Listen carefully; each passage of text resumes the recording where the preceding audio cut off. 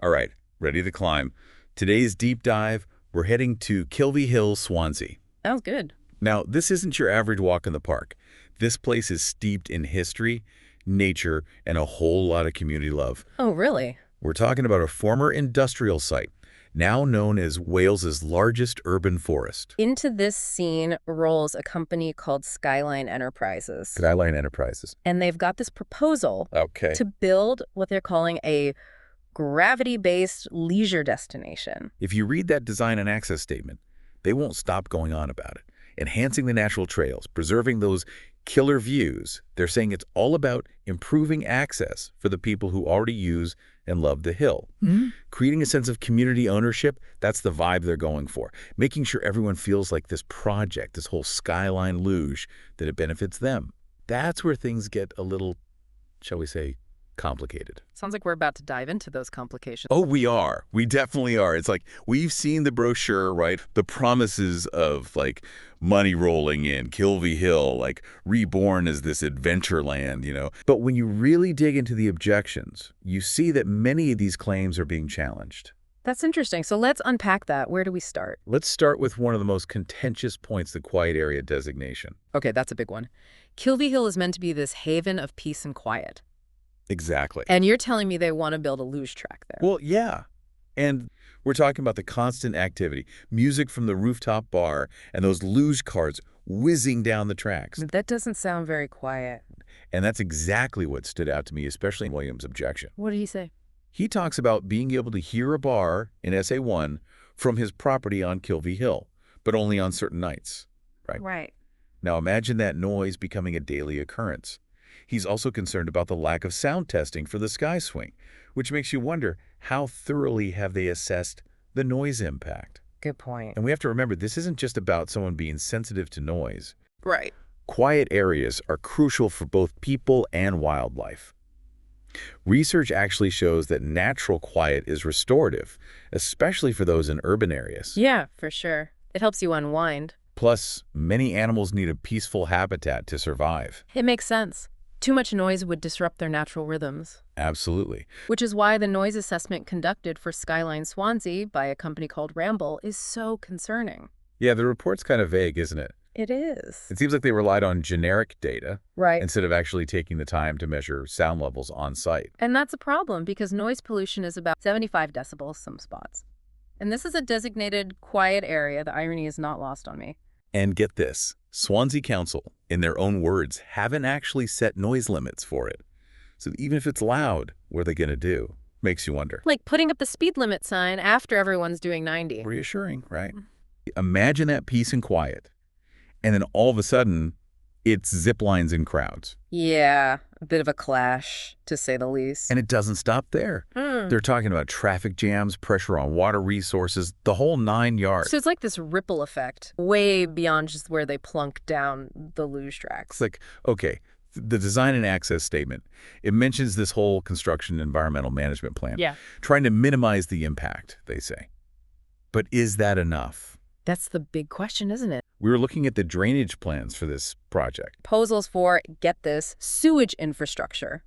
And not just a little bit either. We're talking manholes, potentially regular truck traffic, all right through this peaceful oasis. It's like they're trying to rewrite the definition of eco-friendly to include sewage trucks.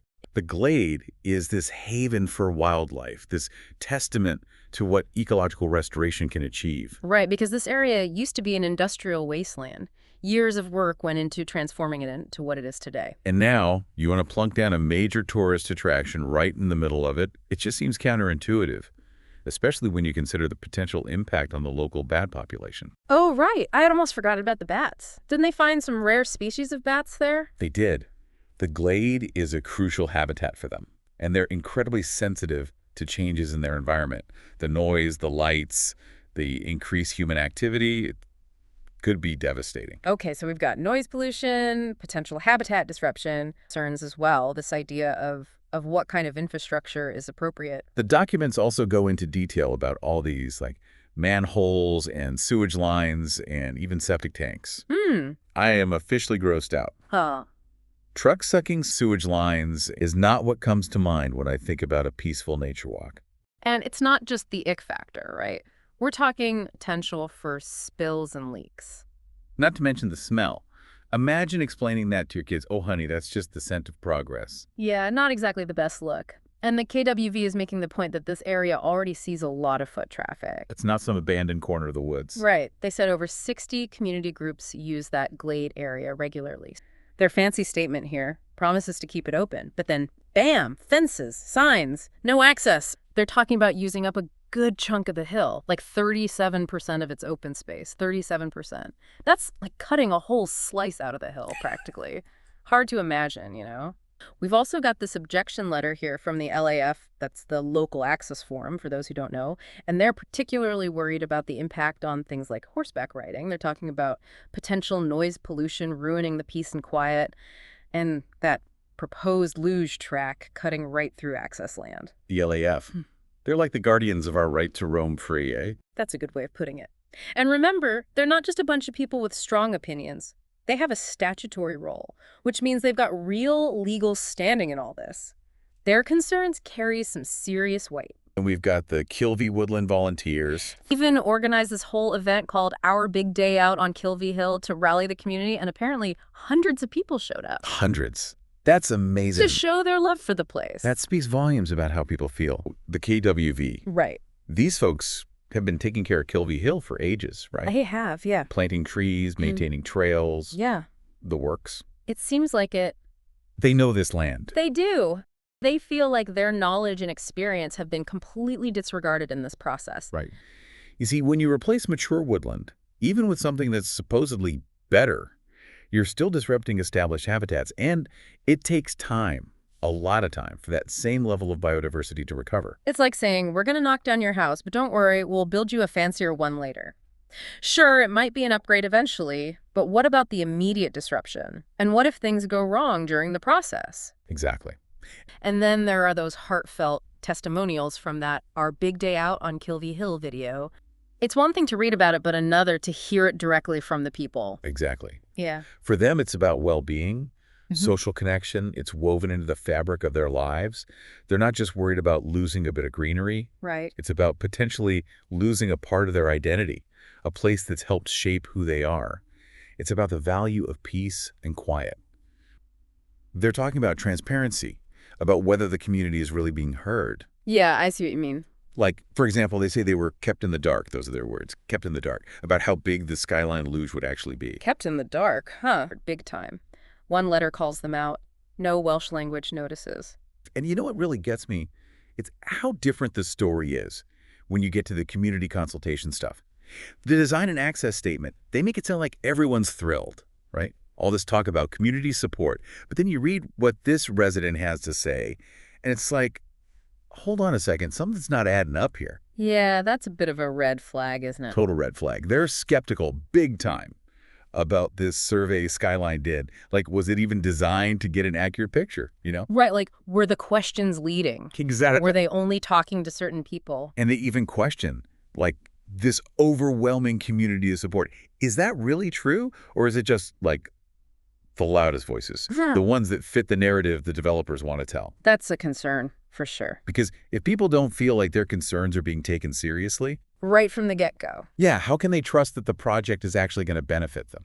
Exactly. And this resident even suggests that the information, what they were presenting at these consultations... Like what they were telling people. Yeah, it might have been, well, incomplete. Like leaving out the bad parts. Maybe even a little, shall we say, strategic. Oh, you mean like downplaying the risks? Exactly. So people would be more likely to say, yeah, sure, sounds great. It's possible, isn't it? But then you shared these objections with us. And it's not just someone saying, not in my backyard, you know, this is different. This is a local resident, someone who owns land right there on Kilvey Hill.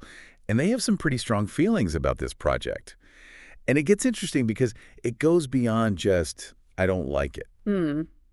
It's like their way of life is just poof, gone. They even say, and I'm going to quote this directly, Welsh ponies epitomize the character of Swansea's east side. But along with the communities, they are being denied their basic need of belonging in their landscape. Wow. It's like there's this deeper thing here, right? Yeah. About identity, heritage. What happens to a place when progress comes knocking? It's that question of, like, what price progress? Richard says in his message, he worries this development will bulldoze over the very things that make Kilvey Hill special.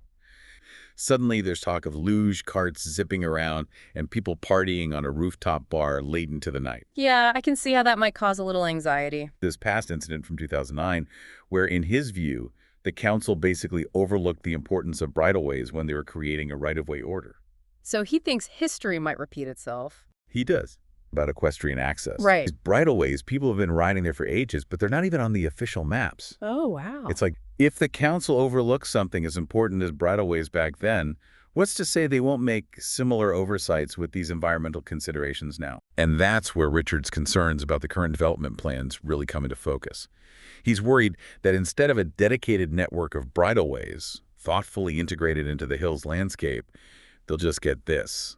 This token route, he uses that phrase, token route, which really captures that fear, doesn't it? The fear of being an afterthought. Totally. Like, oh yeah, here's a little path for you horses, off to the side. Don't mind the mountain bikers and those new luge carts we're putting in. It becomes a safety concern, not just an inconvenience. Exactly. He even included a map with his message, and honestly, it's eye-opening. It shows all these areas all over the hill that equestrians currently use. And I mean, we're not just talking designated bridleways here. It's like those desire lines you see worn into grass over time, a testament to how people actually use a space, regardless of what's officially on the map. And what that map tells me is that horses are already deeply woven into the fabric of Kilvey Hill. It makes you think, doesn't it, about how these paths, they become more than just routes from A to B. They carry the weight of history, you know, echoes of all those who've ridden those same trails, maybe for generations. It's like, it's that sense of continuity you're talking about. Yeah. And that's something worth preserving. Exactly. And I think that's what Richard's getting at when he brings up this idea of sustainability in his message, because, you know, we often think of sustainability in terms of the environment, right? Like using recycled building materials or reducing carbon emissions. But Richard seems to be using it, well, almost like in a broader sense, wouldn't you say? Oh, absolutely. It's like he's saying, hey, sustainability also means preserving the things that make this place unique, the activities, the traditions. Just to keep it open. But then, bam, fences, signs, no access around the luge tracks. Like, come on, I'm intrigued. It goes on about recreational use and public open spaces being protected. That sounds a bit more serious to me than just letting people wander, right? Absolutely. Yeah. When you start seeing terms like protected, and particularly there was a mention of quiet area status as well. Right. This is where it gets interesting because that implies additional layers of legal consideration. Often these kinds of designations are tied into environmental laws, well-being laws, that kind of thing. Meaning, if there was any kind of change proposed to the area, it faces a much higher burden of scrutiny. Right. You might require community consultation and really careful assessment of the impact. A public meeting request was denied. Oh, really?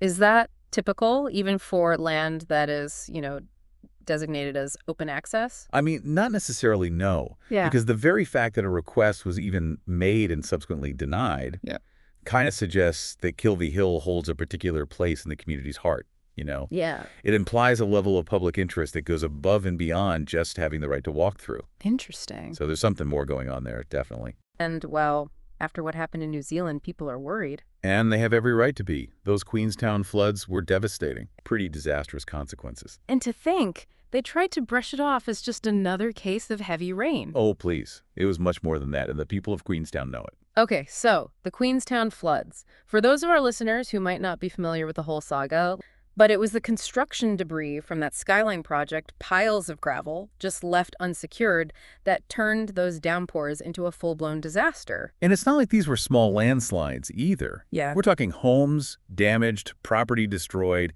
Even the town cemetery wasn't spared. It's like something out of a disaster movie, and nobody wants a front row seat to that. And right away, you mentioned this KWV's survey, and it's kind of shocking. 90% of people are worried about this project. That's most folks, not just a few grumpy neighbors, right? Yeah, it shows you something's up when that many people are raising concerns. And you highlighted something in your notes about it. And while we're feeling uneasy, the environment, our listeners, they get this. Kilvey Hill's recovering, right? Oak trees, those little ground plants coming back, wildlife too. Nature's amazing. But this development, yikes. Deforestation for the tracks, concrete everywhere, and those objections, they're worried about the plant life, especially that purple moorgrass. They have a point. It's not just trees. Yeah, it's a whole vibe changing. Gondolas, tracks, buildings. You're cutting it up, blocking animals, ruining the wildness. And the developers, what are they saying about all this? Oh, they mentioned environmental sustainability, of course. In fact, the DAS is practically bursting with terms like habitat corridors and ecotone planting. But the question is, are these just buzzwords to appease the public? Or are they truly committed to minimizing the impact of this project? Because the DAS throws around terms like sustainable drainage systems or SUDES. SUDES. Okay, before we get in too deep, can you give us a quick breakdown of what that even means? Right. SUDES are basically design elements that are meant to, mimic the way water naturally drains. So think grassy swales, filter drains, even green roofs, all intended to prevent pollution and make sure the water cycle isn't disrupted. So eco-friendly plumbing for the hill, basically. You could say that. But it doesn't sound like Richard's completely sold on their effectiveness. What's he worried about specifically?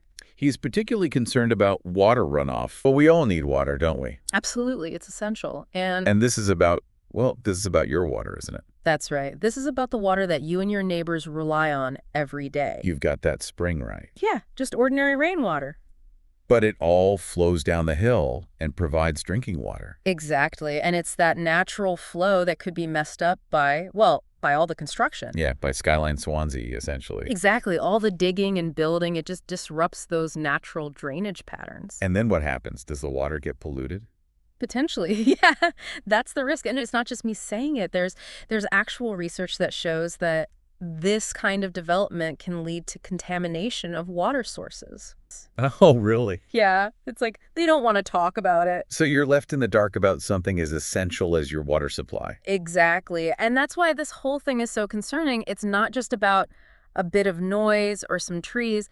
It's about our health, our well-being. It's about the fundamentals, the things we all need to survive. You got it. And when those things are at risk, we need answers, we need transparency, we need accountability. But here's where things get interesting, to say the least. The Swansea Council, they're the ones in charge of Kilvey Hill, right? Well, they've decided they might want to lease out a big chunk of it to a private company. And let me tell you, people are not happy about it. I can imagine. It's one thing to manage public land, but to hand it over to a private company, that's bound to stir up some strong feelings. Yeah, it's gotten pretty intense, honestly. We're talking hundreds of complaints, petitions, the whole 9 yards. It's turning into a real battle over what happens to Kilvey Hill. And this is where the legal side of things gets really interesting. Because in Wales, getting rid of public land, especially a land that's supposed to be open space, isn't easy. The council can't just decide to do whatever they want. There are rules. Right, so it's not as simple as just sticking a for sale sign on it. So walk us through this. What are the legal things they'd have to do to actually lease this land? Sure. So there are a couple of big ones. The first is this law called the Local Government Act. It's from 1972, and it basically lays out all the rules for how councils can get rid of land. Then, on top of that, there's the Well-Being of Future Generations Act. That one's from 2015, and it basically forces councils to think about the long-term consequences of their decisions. So they can't just say, oh, we need the money or whatever. Nope. They have to prove that getting rid of this land is the best thing for the community, not just now, but in the future, too. It's about sustainability, making choices that are good for everyone in the long run. And that's where things get tricky with Kilvey Hill. Sure. Well, because it's not just some theoretical future we're talking about here. For the people who live in Swansea, this is their present. This is their community, their hill. They're worried that if this development happens, Kilvey Hill will never be the same. It's a community asset, exactly. This act, it says they have to think about the impact on the community. Which goes back to those objections, those 265 objections. It does. It makes you wonder, doesn't it? It certainly raises questions about priorities, about responsible spending, and about whether anyone is actually listening to the concerns of the people who live here. And just when you thought this story couldn't get any wilder, it does. Remember all those legal hoops we talked about, the ones the council has to jump through to lease out public land? Well, it turns out there might be a pretty big problem, a problem that revolves around something called an FR1 registration issue. An FR1 issue. Oh, dear. That's not good. Not good at all. Basically, it means there's a question mark over who actually owns the land on Kilvey Hill. So they might be trying to sell something they don't even own. That's putting it mildly. It's like trying to sell your car when you're still making payments on it. Except in this case, the car is a beloved public park. And this leads us to another layer of this intricate situation. The financial feasibility of this whole project. Because building a gondola isn't cheap. Skyline is asking for a hefty chunk of government funding, and let's just say that sparked a bit of a debate in the community. It's going to take a massive bite out of the budget, isn't it? Something like £12.4 million. Yeah, they're sinking a lot of public money into this thing. It might be putting it mildly. People are fired up. We're talking petitions, circulating, public protests, the whole 9 yards. And can you blame them? After the Queenstown incident, folks are understandably wary of shouldering the risk, especially when you consider the sheer scale of the project's estimated cost. Which, let's be real, is almost guaranteed to balloon once construction starts. Cost overruns are practically a given with these mega projects. It's like they bake in a little surprise surcharge that nobody asked for. And when you're talking about public funds, transparency and accountability are paramount. So let's start with this petition. Over 3,000 signatures strong. That's no small potatoes, especially when you think about the size of Swansea. Petitions are one of the most direct ways people can make their voices heard, in the democracy. 3,000 signatures. That's a chorus, not a whisper. Even a letter from the Swansea council leader himself. The plot thickens. It does. Right in the middle of all this, you've got the Swansea council leader firing off that letter to the Senate's Petitions Committee. Almost feels like a direct response to all that public pressure, doesn't it? It does, doesn't it? And for a council leader to step in like this, it tells you something about what's at stake. High stakes indeed. So what's his argument? He even makes a point of saying how the cable car, the one proposed in the development, could actually make the hill more accessible for people with disabilities, families with young kids. Clever tactic. Taking those fears of privatization head on. Exactly. He's flipping the script, saying, look, you can have your cake and eat it too. Economic benefits and preserved access to nature. But is it really that simple? That's the million-dollar question, isn't it? It is. And that's where organizations like WIDAB, the Welsh Industrial Development Advisory Board, come in. They're the ones who gave this project the green light. Well, so to speak, based on its potential economic benefits for the region. And in this case, they deemed the Skyline project a worthy investment. But not everyone's convinced. And that's where, I guess, our friend, the local politician, steps into the wing. Right. Mike Hedges. He hasn't minced words, has he? Not at all. Calling this whole thing a misuse of funds, claiming the money could be better spent elsewhere, on industries with, more staying power. It's a good point, though, isn't it? I mean, by WIDAV's assessment, it all hinges on this project delivering those long-term economic benefits. Sustained growth. Right. But if these jobs are, as Hedges suggests, largely seasonal, low-paying gigs, the impact fizzles out pretty quickly. Pick apart that whole thing about how it's going to create 100 jobs. Yeah, well, you know how it is. Sometimes the numbers sound good at first, but then you look closer, and it's like, hold on a minute. 100 jobs, sure, but what kind of jobs? Are these good jobs, full-time, with benefits? Or are we talking like seasonal minimum wage stuff? They're sinking a lot of public money into this thing. Plus, they're locking up the land for a long time, a 125-year lease. It's like, are they that sure people are still going to be lining up for go-karts over a century from now? Well, that's where you start looking at those visitor numbers they're predicting, right? Yeah. They're saying something like 450,000 people a year are going to show up. To put that in perspective, that's more than like Zip World and Cardiff Castle combined. Whoa, seriously. Those are some big-time attractions. You're saying those numbers might be a tad optimistic. Let's just say it's worth a closer look. And you found some really interesting data in your research, especially about what's happening with tourism in Wales overall. Yeah, hasn't it been kind of, not so great lately? Exactly. Which makes those Skyline projections even harder to believe. But even if we forget about the money for a second, have they even bothered to get a second opinion on these projections? An independent analysis? That's the question, isn't it? Ben seems to think that they haven't, that they're just taking Skyline's word for it. And that's a dangerous game to play. Especially when you're talking about a place like Kilvey Hill, a place that holds so much ecological and cultural significance. It deserves more than a rushed decision based on potentially inflated promises. And there are whispers about potential conflicts of interest, too. The document specifically mentions Nigel Vernon Short, who's involved not only in the Skyline project, but also in the Penderyn Distillery, which, as you may know, is seeing its own share of development in Swansea. Hold on a minute. So we're talking about potential overlapping interests, questions about public funding, and this underlying sense that economic gain might be taking precedence over environmental protection. But hold on, folks, because the plot thickens. Enter Von Gething, the former economy minister. Remember him? I think I see where you're going with this. Well, it turns out Mr. Gething wasn't just a fan of the Kilvey Hill development. He was also a major cheerleader for another big tourism project in Swansea, the Penderyn Distillery. Ah, yes, the distillery that was supposed to put Swansea on the map. The very same. And how's that working out, you ask? Well, not so great, actually. They had to pause production just a year after opening. And remind me, who was instrumental in securing public funding for both the Kilvey Hill development and the Penderyn Distillery? Oh, that's right. It was our good friend Von Gething. So we have two massive tourism projects, both championed by the same politician, both using public money, and one is already on shaky ground. So the Penderyn Distillery, it's in this beautifully restored old copperworks building, and it was supposed to be this huge success story for Swansea. The council and the Welsh government, they poured a lot of money into it, promising that it would bring jobs and tourism. Sounds like a great idea in theory. So what happened? Well, just a few months after they opened with a lot of fanfare, it came out that Penderyn was actually putting a stop to production at the Swansea distillery. Oh, wow. Really? Yeah, indefinitely. Apparently because of the economy and lower demand than they expected. So what does this distillery have to do with Kilvey Hill? They seem pretty different. On the surface, yes.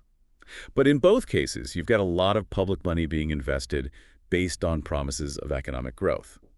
And in both cases, you have to ask, were the risks properly assessed?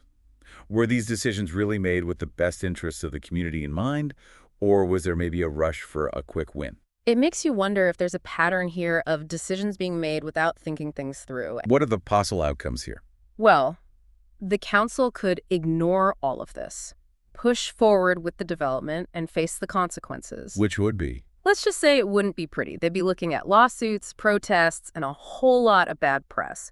Not to mention, they'd be alienating an entire community. Not a smart move, politically or otherwise? Not at all. But there's another way, a better way. Okay, on all ears. The council could take a step back, take a deep breath, and actually listen to what their community is saying. You're saying they could actually change their minds? It's not unheard of. They could admit that maybe, just maybe, they made a mistake. They could scrap this whole development plan and start over, this time with transparency and genuine community engagement. Now, that would be a plot twist. It would, wouldn't it? But it wouldn't just be a win for Kilvey Hill. It would be a win for democracy, a sign that those in power are willing to listen to the people they represent. They need to talk to the community, and I mean really talk. Not just a quick, hey, we're doing this and that's it. Get people involved from the beginning, make it a two-way street. Who knows, maybe they'll even come up with some good ideas. That's what I love about all this. You're not just fighting against something, you're fighting for something. For Kilvey Hill, for your community, for a way to do things better, inspiring stuff. The Kilvey Hill folks, they didn't just come to complain. They came with an alternative. Oh, now this I gotta hear. Tell me they didn't just say no luge, they actually said what they do want up there. So instead of bulldozing the hill to make way for a luge track, what does the Kilvey Nexus plan propose? Okay, so get this. They're not saying no to everything. They're just thoughtful about it. Enhance, don't trash. That's the vibe. So picture this. Those nature trails already there. Make them even better. Winding through the woods, but done right. Instead of concrete, it's like actual nature getting the upgrade. Right. And hold on, it gets better. They want a community learning about food than actually getting to, eat the apples or whatever they grow. That's so much more in line with the whole feel of the place. And that's not all. They want these cool entrances to the hill. Not just signs, but like you walk in and it tells the story of the place. History, what plants and animals are there. Makes you feel like you're part of it, not just passing through. Okay, I'm listening. Enhancing what's already there, nature stuff, making it welcoming. But what about the money part? Because they talk jobs, all that, right? They tackle that head on, but their way. Local business is the key. Jobs, yeah, but ones that stay put. And any money made goes back into the area. So not anti-money, just anti-greed, basically. Long game, not just a quick cash grab. Nailed it. So you're not saying absolutely no to the whole thing, more like, here's how to do it right. Exactly. Like, for one thing, be upfront about the money. Show us the real numbers, the whole deal with this 125-year lease. No more hiding behind closed doors. The public's paying for this. They deserve to know where their money's going. Transparency. I like it. What else is on the list? What do we want these places to be? For us, for later on. Bigger than just some luge track now. Well, the company behind it is called Skyline Swansea Ltd. The whole application is online at the Swansea Council website. The application number is 2023-1748/FUL. This application, which was submitted on November 10th, 2023, is just the first hurdle. And they even admit that there have already been amended and additional plans and information received, which honestly just makes the whole thing even more intriguing. Ooh, juicy. That's been available since when? Looks like they submitted the application back in November 2023. Wow, so this has been in the works for a while. Yeah, and people have until 30 days after September 13th of this year to submit their feedback. So things could get pretty interesting over the next few weeks. Oh, absolutely. A project this size, with this much potential impact, needs that kind of meticulous planning. But there are always two sides to every coin, and this project has the potential to be incredibly disruptive as well. You hit the nail on the head. For example, they're talking about demolishing the existing park and ride facility to make way for all this new development. Now, while they do mention exploring public transport alternatives, it's pretty vague at this point. Yeah, and that 30-day public comment period, that's huge. This is when people who live there can make their voices heard, tell these developers what they want, what worries them, and really maybe even change how this project goes. Couldn't have said it better myself. Yeah. So whether you're already picturing yourself up on Kilvey Hill enjoying the view, or you're worried about what this means for the environment for the people who live there, now's the time to speak up. Because at the end of the day, the future of Swansea isn't just about what some developers dream up. It's about what the people who call it home want to see happen. You know, we started with Kilvey Hill, but this situation, it highlights something much bigger. It's about the power of community. It's about standing up for what you believe in, even when it feels like you're up against the odds. It's about realizing that we all have a role to play in shaping our communities. Exactly. So to our listener out there, if there's one thing we want you to take away from this, it's that your voice matters. Don't be afraid to speak up. Get involved. Ask tough questions. Make a difference in your own community. Because these places, these shared spaces, they belong to all of us. And that's a wrap on another deep dive. We'll be keeping an eye on Kilvey Hill, and we'll be back soon with another fascinating story. Until then, keep asking questions and stay curious.